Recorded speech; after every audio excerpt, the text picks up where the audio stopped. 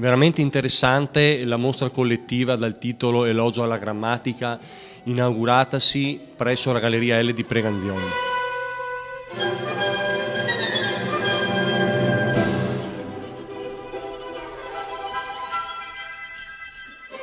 La prima artista che incontriamo è Lyudmila Peretiatko. L'artista intende l'arte come un qualcosa di vitale, di intrinseco a se stessa.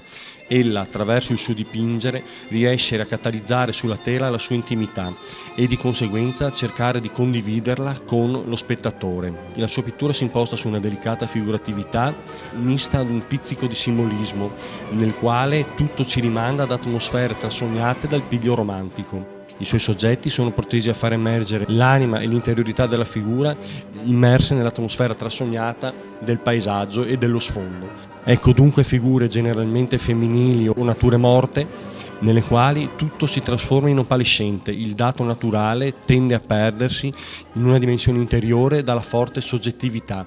Compare nell'opera dell'artista anche la sua dimensione nostalgica, di ritroso della propria vita.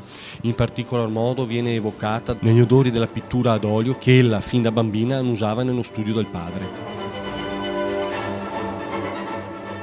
Il secondo artista presente alla mostra Elogio alla grammatica è Anthony Catania. Artista del piglio sociale, attraverso la sua pittura Anthony Catania vuole farci riflettere sulla dimensione contemporanea della società. Ci propone perciò un particolare amalgama nel quale si fondono la dimensione figurativa e simbolica e surrealista, molto vicina al pittore Dalì.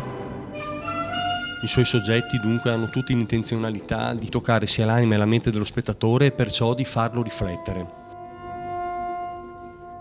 I colori accesi e le luci così terse accentuano ancora di più questa dimensione che talvolta può apparire cruda e drammatica, ma in sostanza sempre riconducibile ad un dato oggettivo che è appunto la riflessione sulla società contemporanea.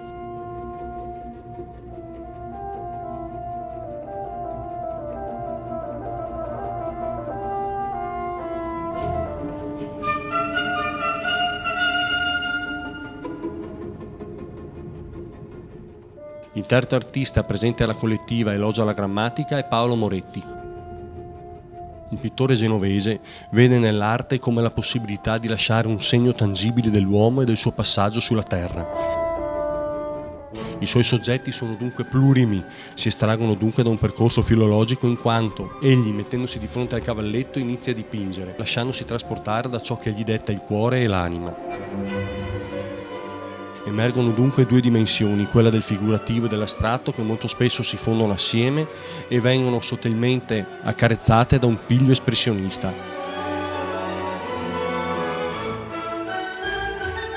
Il colore dunque non assume solamente un tono sensoriale ma anche fortemente emozionale che colpisce lo spettatore, trasognandolo.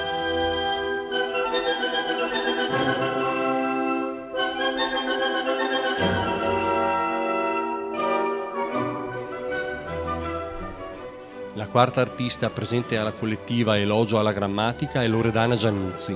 Anche quest'artista vede nell'arte il mezzo per poter far emergere dalle profondità del proprio cuore il suo io più nascosto. Ella è protesa dunque alla ricerca del bello. I suoi soggetti si incarnano nella rappresentazione della figura femminile, colta nelle più disparate pose ma con il piglio trasognato che evade dalla dimensione realistica pura. Nei suoi soggetti dunque la figura femminile si trasforma in una sorta di simbolo, ci rimane il concetto della donna dea immersa nell'elemento naturale e che acquista perciò sacralità. Può essere declinata nella dimensione archetipica della rappresentazione della dea madre. Di conseguenza tutte quante le rappresentazioni soggettuali si muovono all'interno di una celata e subliminale manifestazione della maternità e della creazione del genere umano. Talvolta nelle sue opere compaiono delle particolarizzature dorate, rimando a una dimensione sia bizantina che secessionistica, in particolar modo quella viennese, che aumentano ancora di più la dimensione simbolica del dipinto.